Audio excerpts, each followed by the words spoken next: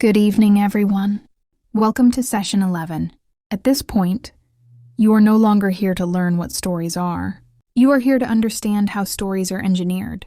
Today's session is different from the 10 sessions you've completed so far. This is not a theoretical lecture built on abstract examples. This is a live structural dissection. Before we begin the analysis, we will first read a selected passage from the novel, Reuben's Nightmare and the Echoes of the Past. This is intentional. You will not be reading the text as a reader.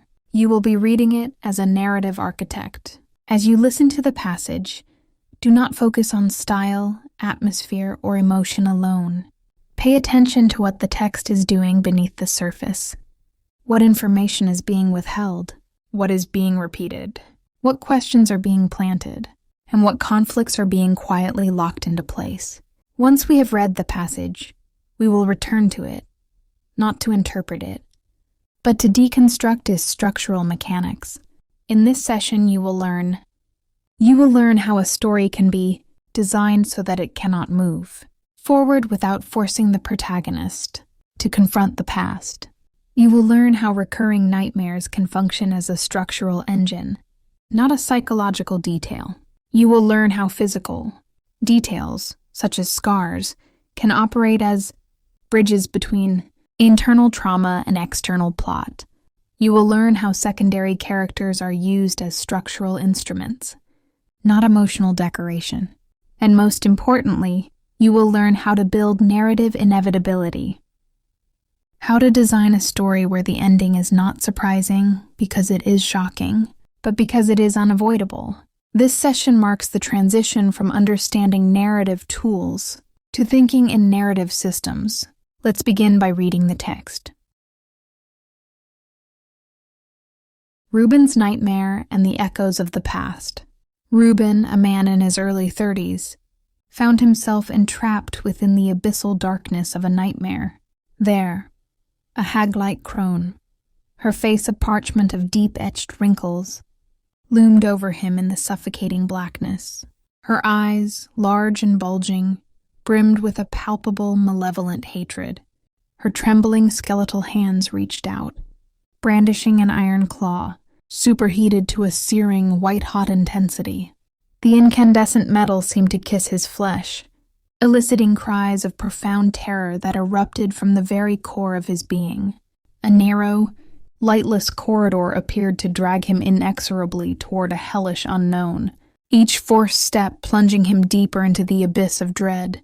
The gentle murmur of his wife's voice finally coaxed him back from the clutches of that terrifying nightmare. A cold sweat beaded on his forehead, and his heart hammered within his chest like a frantic war drum. His gaze drifted to the faded scars upon his hands, pale testaments left by countless nights haunted by such visions. These nightmares had been his unwavering companions since the very dawn of his life, embracing him in their chilling grip every single night. "My dear, you had the nightmare again?" Anna, his kind and loving wife, enfolded him in her embrace. Reuben swallowed with difficulty, his throat feeling constricted. "I wish it would end, Anna. It feels as though these nightmares will never relinquish their hold on me. Why does that old woman always seek to inflict harm upon me?" He did not utter the Turkish words that clung to his mind from the dream. They felt like fragmented pieces of a dark secret buried deep within his past, and speaking them aloud to Anna felt akin to drawing her into the suffocating darkness of his own torment. Yet, the sight of the faint but undeniable burn marks upon his hands lent a disturbing weight to the nightmares, suggesting they were not merely phantoms of his imagination, but rather echoes of a forgotten reality etched into his very being. Anna placed her hand gently over the faint scars on Reuben's hand, her fingers softly tracing the pale lines on his skin. Her voice was calm and thoughtful. "Reuben, do you know what these marks, what they are from?" Reuben took a deep breath, his gaze fixed intently on his hands. "So many times, countless times my parents were questioned about these marks by the police and school officials. They wanted to be sure it wasn't a sign of child abuse. I remember their worried, weary faces, the repeated probing questions, but it always remained an ambiguous point, a secret veiled in impenetrable mystery. His tone grew tinged with bitterness. My parents, they always said it happened because I was playing with fire as a child. An accident. A childish prank that left its indelible trace forever, but his voice softened immediately, as if he didn't want to cast a negative light upon his parents. But Anna, I have absolutely no ill or negative memories of my parents. They were always kind and supportive. I can't imagine them being the cause of these scars. Then, his voice becoming more strained and hollow, he continued, You know, Anna, in most of these nightmares, I see myself in a narrow, shadowed alley. My head is gashed. Blood covers my face and drips, drop by agonizing drop from my chin.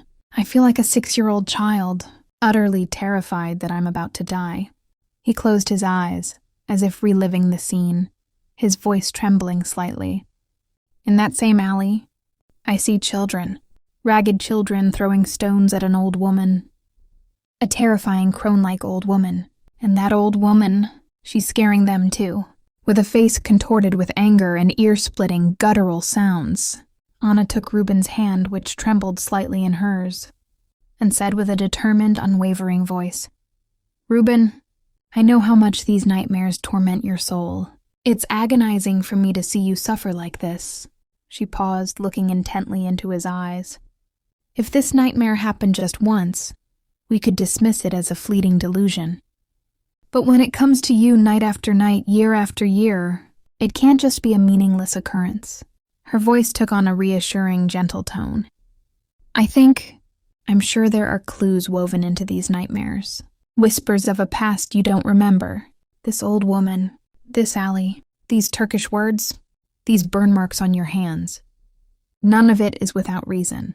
Anna leaned in slightly and gently touched Ruben's face.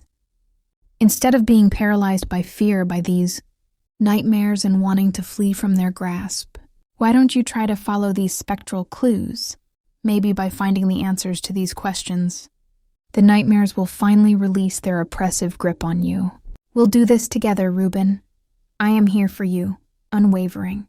The call of duty and lingering fears. Ruben pushed himself from the bed, the rumpled sheets clinging to him, and headed towards the bathroom. A cold shower, he hoped, might help to untangle the knotted threads of his turbulent thoughts. He had an important meeting at the company today and needed to prepare. Yet, his mind was still snagged on the nocturnal, terrors and the enigma of his mysterious scars, a puzzle now complicated by the old woman's, Turkish words and the vague, haunting images of a narrow alley.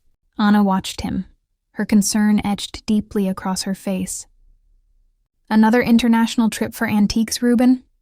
Her voice was laced with an almost palpable worry. Every time you go on one of these journeys, my heart shatters 1,000 times. Why do you have to expose yourself to such peril? Anna watched him, her concern etched deeply across her face. Another international trip for antiques, Ruben? Her voice was laced with an almost palpable worry. Every time you go on one of these journeys, my heart shatters 1,000 times. Why do you have to expose yourself to such peril? Ruben offered a reassuring smile from the bathroom doorway, a smile that strove to quell Anna's gnawing anxiety. My dear, this is my work, and I find great satisfaction in it. He was more than just an employee. He was his boss's trusted confidant and protector, a martial artist whose skills were as essential as his discerning eye for ancient treasures. Anna sighed, a profound weariness in her voice. But I can't be calm. I'm still haunted by that harrowing trip to Pakistan. Her eyes met his, pleading for him to grasp the depth of her fear. The memory of Ruben nearly being buried alive there, escaping by the narrowest of margins, was a phantom that refused to leave Anna's tormented thoughts. Ruben stepped closer and pressed a tender kiss to her forehead. Don't worry. Everything will be fine. He attempted to project unwavering confidence, but a flicker of the old dread from that incident still lurked within him. Reuben emerged from the bathroom, a towel wrapped around his waist, steam rising from his dark tousled hair. He dressed in a crisp suit and an immaculately ironed shirt. His gaze lingered once more on the faint burn marks on his hand, then drifted to his reflection in the mirror, as if searching for answers hidden within his own features. He was ready for the company. The unveiling at the company meeting. Reuben, in the staff break room, was sharing coffee and quiet camaraderie with his colleagues. The bitter, comforting aroma of the coffee and the low murmur of conversations filled the air. Everyone was discussing today's meeting, but no one knew its topic. A ripple of curiosity passed through their expressions. A short while later, Salvador, the company president, entered. His tall stature and grave demeanor immediately shifted the atmosphere, settling a hush over the room. He looked around and, with a voice that always carried a mix of respect and authority, inquired about the well-being of his employees. Reuben set his coffee cup on the table and asked, "Salvador, what's the meeting about today?" "No one seems to know." Salvador smiled, a rare sight. "Roland, a close friend of mine, requested this meeting. He asked that my best employees be present." As Salvador spoke, Roland, a man in an expensive suit with a shrewd, calculating face who dealt in antiques and possessed his own private collection, entered with 3 of his employees. After the initial pleasantries, Roland and Salvador headed to Salvador's office to begin their private discussion. Roland's employees joined Reuben and his colleagues. Maria, a young, energetic woman with bright eyes, spoke excitedly about an upcoming trip, as if their destination were a lost paradise. Her gaze met Reuben's, and she offered a smile, a hint of curiosity sparkling in her eyes. The owl woman, nightmare manifested, Reuben's brow furrowed in skepticism. He harbored doubts about Roland's secret adventure, not just because of the inherent dangers, but due to the very nature of the work itself. "This is exceptionally complicated work," he interjected, his voice firm and unwavering. "It requires specialized experts, not just a few good men. Our company's expertise lies in buying and selling antiques from intermediaries, illegal excavators, and smugglers. We have no practical experience in field work." He looked at Salvador and then at Roland.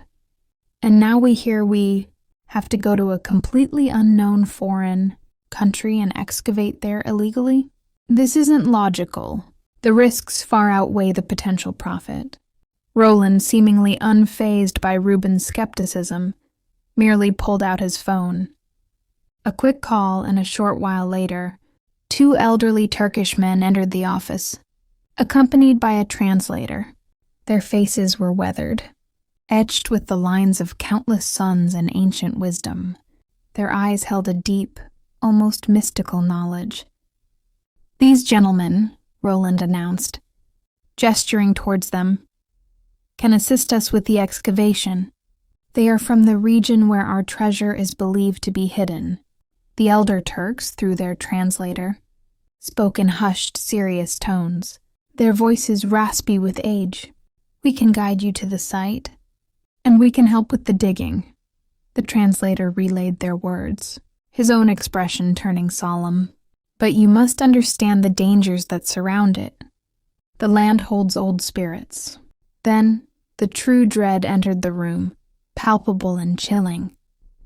"There is also an owl woman," the translator conveyed, his voice now slightly strained, as if the words themselves carried a supernatural weight. "She dwells in a ruined castle, near the ancient graveyard that surrounds the treasure. Her skin is like withered parchment drawn taut over sharp bones, and her eyes are larger than any human's, black and bottomless, filled with an ancient, burning malevolence." At this point, Maria, sensing the growing unease in the room, quickly interjected with a dismissive wave of her hand. "Oh, these are just local legends. Old wives' tales to keep people away from certain places. Every ancient site has them." She offered a confident, almost condescending smile. attempting to lighten the atmosphere, but one of the elderly Turks, his gaze fixed and unyielding, leaned forward slightly. "No, young woman," the translator relayed his firm words. "This is no mere legend. For the past 20 years, the owl has been sighted at least every few months. For everyone in that region, her existence is a stark, undeniable truth." The other elder, his eyes widening with intensity, added through the translator, "Several people have seen her up close. The terror was so immense that they fell gravely ill, suffering violent convulsions. They became sick from sheer horror." The first elder, now with a strange excitement in his voice, continued, "She always wears a venomous snake around her neck, and she is always accompanied by several wild wolves, massive in size, who show absolutely no fear of humans." The second elder chimed in, "For 20 years, a profound dread has gripped the village whenever the owl prowled at night. Before her arrival, the dogs would howl uncontrollably and flee the village in terror. Then a chilling silence would fall over the village, and hearing the wolves' howls meant the owl had arrived. People, in order to avoid harm," the first elder explained, "would leave bread, dates, and various offerings behind their house doors. The owl would come and take them. Some who dared to look," the other elder added, a flicker of dark memory in his eyes, "would secretly glimpse her through cracks or from behind their curtains. Always, she would walk through the town with those massive wolves." One night, the first elder recounted, his voice dropping to a hushed whisper, "when the owl came to the village, one of the villagers accidentally came face to face with her. The man collapsed on the spot, suffering a fatal heart attack." Session 1. Deconstructing Advanced Narrative Structures and Techniques. Good morning, class. Welcome to the first session of our advanced course, moving you from the professional tier to the mastery level of storytelling. As professional writers, you are already proficient in the fundamentals: plot, conflict, basic character arc. Our focus now shifts to deeper structural analysis, intentional technique, and the art of subtextual layering. Today, we will dissect the provided text, Reuben's Nightmare, and the Echoes of the Past, using it as a living case study to examine how complex narrative elements are woven together, particularly when dealing with themes of trauma and the unreliable nature of memory, the power of the setup and the inciting incident. A professional writer doesn't just begin a story. They set a hook that establishes the genre, the stakes, and the central question. The opening paragraph of our text is a powerful study in setting the emotional tone through immediate immersion. The story throws us in medias res, straight into Reuben's Nightmare. Notice the deliberate use of visceral, evocative language, abyssal darkness, suffocating blackness, palpable, malevolent hatred, and the searing, white-hot intensity of the iron claw. This is more than mere description. It's an immediate structural move. By starting with the climax of Reuben's internal conflict, the recurring terror, the narrative establishes the central stake, the peace and sanity of the protagonist. The nightmare itself acts as the initial incident, but because it is recurring, the true inciting incident must be the moment the protagonist decides to act against the recurring problem. Anna's words, instead of being paralyzed by fear, "Why don't you try to follow these spectral clues?" serves as this crucial pivot point. This shifts the structural focus from effect, Reuben's suffering, to cause, the mystery of the scars, nightmares. This is a sophisticated way to handle a static, internal conflict and drive the plot forward. The advanced characterization, the nexus of internal and external conflict. At this level, characters must be dimensional, not just driven by desires, but haunted by needs and buried traumas. A characterization through scars and subtext. Reuben is immediately defined by his physical stigmata, the faded scars and faint but undeniable burn marks. These scars are not just superficial. They are the physical manifestation of the internal conflict. Structurally, they bridge the gap between the internal nightmare and the external reality. The dialogue with Anna about the scars is rich in subtext. Ruben's parents' explanation, playing with fire, is immediately undermined by his own conscious realization that the nightmare feels like an echo of a forgotten reality. This discrepancy creates an unreliable past, a narrative device that immediately engages the reader in the detective work. We trust the character's current emotion, but not the narrative history he has been given. This is a deliberate structural withholding of information, building intrigue. B. The function of the companion, Anna. Anna is not just a supportive spouse. She is a crucial structural catalyst. She performs 3 critical functions. She grounds the reality. Her presence pulls Ruben from the abyss, preventing the story from becoming solely a horror piece. She validates the conflict by stating, it can't just be a meaningless occurrence.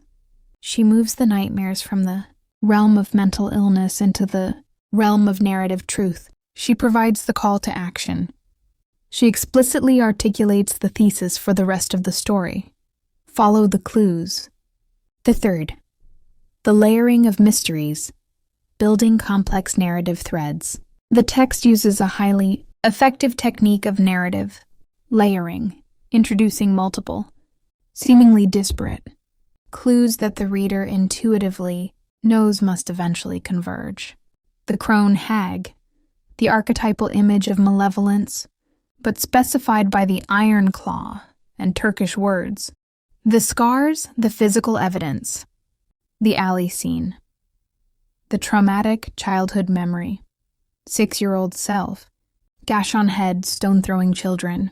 The owl woman, the supernatural. External manifestation introduced in the second half. Notice how the narrative immediately connects the dream hag to the real world. Owl woman. The descriptions are mirrored. The hag's parchment of deep-etched wrinkles echoes the owl's withered parchment, skin, and the dream hag's bulging eyes find their external counterpart in the owl's larger than any human's black and bottomless eyes. This technique, known as foreshadowing by identity, transforms the internal nightmare into an external, palpable threat, raising the stakes exponentially. Third, the structural shift, from internal trauma to external quest. The story is structurally divided into 2 distinct movements, separated by the call of duty and lingering fears. Part 1. The personal enigma. The nightmare and the scars focuses on Ruben's internal anguish, the tension between him and his past, and his relationship with Anna. The setting is intimate, the bedroom. Part 2. The professional mandate, the company meeting, and the owl woman introduces the external complication, the job, the stakes, the illegal excavation, and the antagonist, the owl woman and her associated folklore. The move to the company meeting is a structural masterstroke. It takes Ruben's personal, internal problem and forcefully connects it to his professional external commitment. The place where they are. Digging is exactly the place where the owl woman, the external version of his nightmare, resides. This intersection of the personal and the professional is critical for a high-level narrative, ensuring the protagonist cannot escape his internal demons even while performing his daily duties. IV. Establishing tone and world building through local lore. The latter part of the text demonstrates masterful world building through dialogue. The entry of the 2 elderly Turkish men and the translator does 2 things structurally. It elevates the threat. Maria's dismissive attitude is immediately countered, validating the supernatural element as a shared reality within the story's world, not just a figment of Ruben's imagination. It establishes the folklore as fact. The elders' descriptions are methodical and chilling. The specific details, bread, dates, wolves, dogs howling beforehand, give the legend a terrifying sense of verisimilitude. This is not a generic ghost story. It is a meticulously detailed local terror. Crucially, the elder's narrative provides the reader with the final structural clue. The owl has been around for 20 years. If Reuben is in his early 30s, and the initial trauma, the alley, happened when he was 6, the timeline may perfectly align with the establishment of the owl's reign of terror. This suggests that Reuben's past is not just haunted by the owl. His past may be integral to the owl's origin story. Conclusion. Reuben's Nightmare and the Echoes of the Past is a stellar example of advanced structural control. It uses recurring nightmares as the engine for the plot, physical scars as the bridge between reality and trauma, and a deliberate narrative layering technique to connect internal psychological turmoil with external supernatural danger. The story is structurally set up to be a journey of self-discovery masked as an external quest. For your assignment, I want you to focus on the structure we've identified. Assignment. Choose any 2 of the narrative elements discussed, e.g., subtext in dialogue, foreshadowing by identity, or structural catalyst Anna, and write a 500-word analysis on how that element ensures the story cannot be resolved without Reuben confronting his past, using only examples from the provided text. Below is part 2 of session 1, written as if delivered directly to advanced students in the classroom. The tone assumes professional level familiarity and pushes toward mastery level thinking, exactly where your course is positioned. Session 1, Part 2. Advanced Structural Mechanics, Control, Convergence and Narrative Inevitability. Good. Now that we've dissected what the text is doing on the surface, Part 2 is about why these choices work, and more importantly, how you can consciously reproduce this level of control in your own writing. At the mastery level, storytelling stops being about inspiration and starts being about engineering meaning.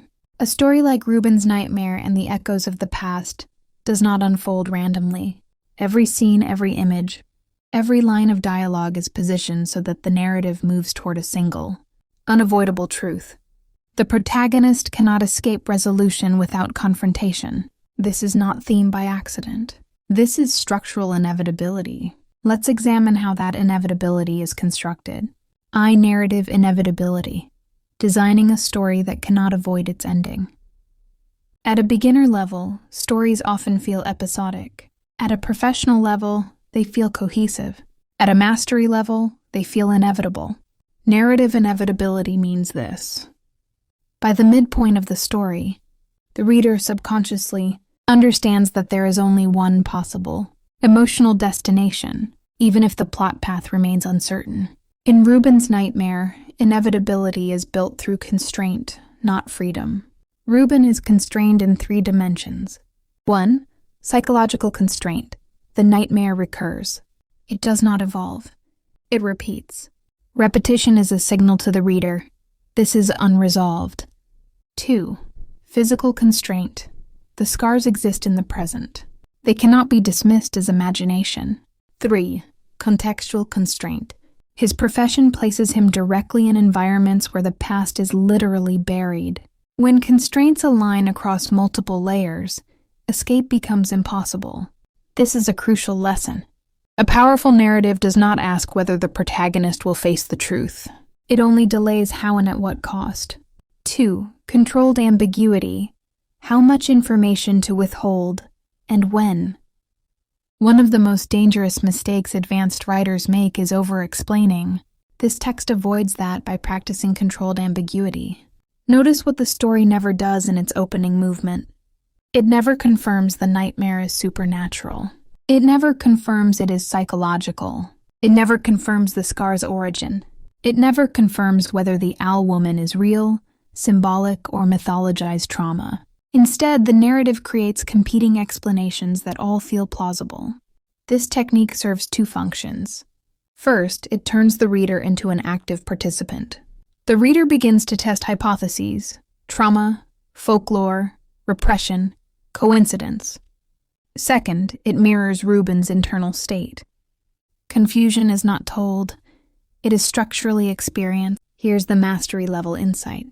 Ambiguity is not vagueness.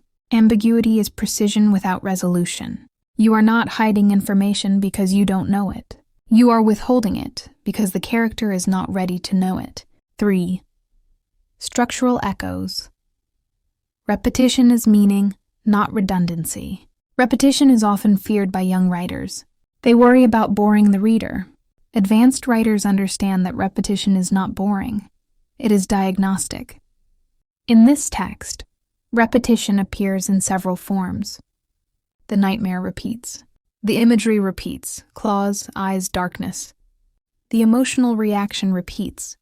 Panic, confusion, denial. The language echoes across dream and reality. This is not redundancy. This is structural echoing. Each repetition answers a silent question. Why hasn't this ended yet? Because nothing has changed. Until a story introduces new information or a new decision, repetition signals stagnation. And stagnation is unbearable for both character and reader. This is why Anna's suggestion to follow the clues is structurally explosive. It introduces variation into a closed loop. Repetition tells us something is broken. Change tells us repair has begun. I've, the role of place, memory as geography. At mastery level, locations are not backdrops. They are containers of meaning. Notice how space functions in the narrative. The bedroom, intimacy, safety, vulnerability. The alley, chaos, humiliation, violence. The excavation site, buried history, exposure, awakening. These are not random settings. They represent states of consciousness. The excavation site in particular is critical. It literalizes the theme. To dig professionally is to uncover what others have buried. Reuben's profession becomes a metaphor for his psychological journey. This alignment between external action and internal need is what separates competent storytelling from elegant storytelling. A master narrative ensures the protagonist's job. Environment and conflict are never neutral. They are always complicit. V. Secondary characters as structural instruments. Let's return briefly to Anna, but now from a structural, not emotional perspective. Anna does not change in this section of the story. That is deliberate. Why? Because her function is not transformation. Her function is pressure regulation. She prevents Reuben from collapsing. She prevents the story from dissolving into abstraction. She speaks clarity where Reuben cannot. At mastery level, not every character needs an arc. Some characters exist to stabilize the system so that the protagonist can destabilize safely. Contrast Anna with Maria at the company meeting. Maria dismisses folklore. She represents institutional rationality. She actively resists meaning. This creates a structural polarity. Anna opens the narrative. Maria closes it. One invites inquiry. The other denies it. Between them, Reuben must choose which worldview he inhabits. V. Folklore as a narrative technology. Folklore here is not decorative. It is a delivery system for buried truth. Notice how the elder's explanation is framed. It is precise. It is procedural. It includes warnings, behaviors, and consequences. This is not myth as poetry. This is myth as operational knowledge. The story uses folklore to do what exposition often fails to do. Deliver massive narrative information without killing tension. Why does this work? Because folklore carries cultural authority. It arrives pre-validated by generations. In structural terms, folklore allows the writer to introduce cosmic stakes without pausing the narrative to justify them. 7th, timeline. Convergence, when past and present collapse. Perhaps the most advanced structural move in this text is the implied timeline alignment. The story never states the connection outright. It allows the reader to assemble it. This is critical. When readers discover meaning instead of being told, the meaning feels earned and therefore dangerous. By aligning Reuben's childhood trauma with the emergence of the all, the narrative suggests something unsettling. The monster may not merely haunt Reuben, it may require him. This transforms the story's question from, "What happened to Reuben?" So, what did Reuben become part of? This is the pivot from victim narrative to responsibility narrative. Fate. What mastery looks like in practice. At this level, writing is no longer about scenes. It is about systems. A master narrative asks, does every element reinforce the central question? Does the structure deny easy escape? Do internal and external conflicts converge? Is the resolution emotionally unavoidable? Reuben's nightmare answers yes to all four. Closing. In part 1, we analyzed the architecture. In part 2, we exposed the mechanics. This is what mastery looks like. Not louder writing, not more complex prose, but intentional structure that leaves the protagonist and the reader no way out except through truth. From here on, your task as advanced writers is not to ask, is this interesting? It is to ask, is this inevitable? That question will separate professionals from masters. Practical Writing Lab, Session 11. From structural analysis to narrative creation. Now we move from understanding structure to using it. Up to this point in the session, you have not been learning what makes Reuben's story interesting. You have been learning why this story cannot escape its own gravity. This exercise is designed to force you to apply the same structural logic, not the same plot, not the same mythology, and not the same genre to the beginning of your own novel. This is not a creative free write. This is guided narrative construction. Take your time. Read each step carefully. Do not skip ahead. Step 1. Identify your core structural wound. In Reuben's story, the nightmare is not the problem. The nightmare is the symptom. The true structural wound is this. A traumatic past event has been buried, denied, or misinterpreted, and yet it continues to manifest in the present. Before you write a single paragraph of your novel, you must define your own version of this wound. Answer these questions in notes, not prose yet. What unresolved event from your protagonist's past continues to echo into the present? Why has this event remained unresolved? Who benefits from this event staying hidden? Your protagonist, their family, society, or an institution? What physical, behavioral, or psychological trace of this event still exists? This trace is crucial. Just as Reuben has scars, your protagonist must carry evidence. If the wound leaves no trace, the story has no pressure. Step 2. Design the repeating disturbance. Reuben's nightmare is effective because it repeats without evolving. Repetition is not atmosphere. Repetition is accusation. For your story, design a recurring disturbance that appears early, repeats at least twice, refuses to resolve itself. This disturbance can be a dream, a panic response, a recurring image, a specific sound, a repeated social situation, a physical symptom. Now write 300, 400 words describing the first appearance of this disturbance. Important constraints. Do not explain it. Do not justify it. Do not diagnose it. Write it as Reuben's nightmare is written. Immersive, sensory, and unresolved. Ask yourself while writing, what question am I planting that I refuse to answer? Step 3. Anchor the disturbance in the body. Reuben's scars are not symbolic decoration. They are structural anchors. They prove that something internal has external consequences. Now give your protagonist a bodily, environmental, or behavioral marker that exists in the present, raises suspicion, cannot be easily explained away. This might be a scar, a limp, a medical condition, a compulsive behavior, a missing object, a fear with no rational origin. Write 200, 300 words in which another character notices this marker and asks about it. The key here is subtext. Your protagonist must offer an explanation that sounds rehearsed. Believe it only partially. Avoid at least one crucial detail. If the explanation feels complete, you've failed the exercise. Step 4. Introduce the structural catalyst. Anna does not solve Reuben's problem. She names it. This is one of the most important lessons in this session. A structural catalyst is a character who recognizes the pattern, refuses to normalize it, Forces the protagonist to consider action. Create a secondary character who serves this role. This character does not need to be kind. They need to be clear. Write 250-300 words of dialogue in which this character does 3 things. 1. States that the disturbance is meaningful. 2. Connects separate clues into a pattern. 3. Suggests, explicitly or implicitly, that avoidance is no longer possible.